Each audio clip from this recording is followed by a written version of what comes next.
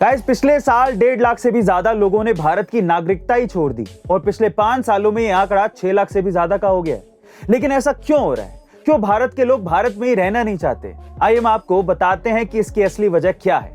असल में इसकी सबसे बड़ी वजह है कि भारत में दोहरी नागरिकता की फैसिलिटी नहीं है।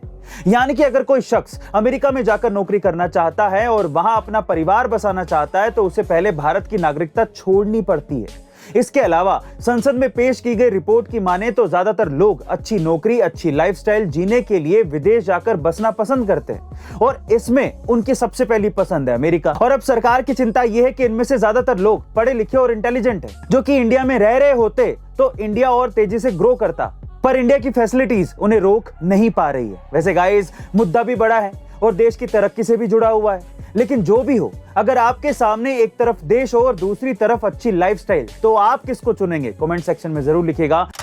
जापान की होंडा ने इंडिया के हीरो को किस तरह से धोखा दिया, चलिए जानते हैं। गाइस, क्या आपको पता है कि हीरो होंडा 90 के दशक में दुनिया की सबसे ज्यादा 2 व्हीलर बनाने वाली और बेचने वाली कंपनी थी, जिसकी डिमांड इंडिया में ही नहीं बल्कि पूरी दुनिया में थी। लेकिन फिर भी यह कंपनी प्रॉफिटेबल होने के बावजूद भी अलग हो गई और इसकी सबसे बड़ी वजह थी कि जापान की कंपनी होंडा ने भारत की कंपनी हीरो को धोखा दे दिया था। जी हां गाइस, जो कि उस समय इंडिया का सबसे बड़ा साइकिल नेटवर्क था।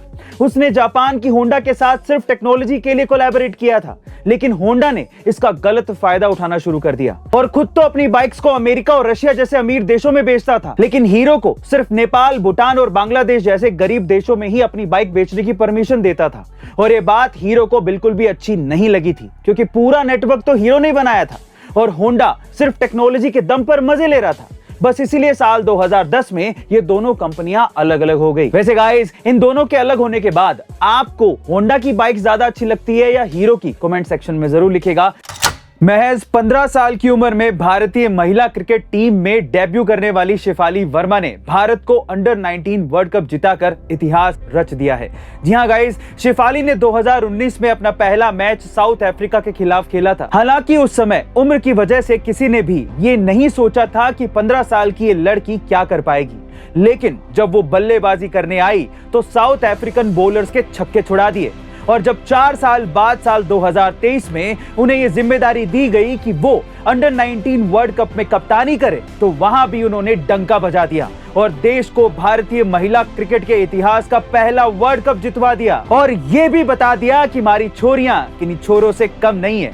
गाइस, हमारी देश की बेटियों के इस ऐतिहासिक जीत पर एक हार्ट तो बनता है। ऐसी अमेजिंग इंफॉर्मेटिव वीडियोस के लिए शेयर, सब्सक्राइब एंड लाइक। मिलते हैं अगली वीडियो में।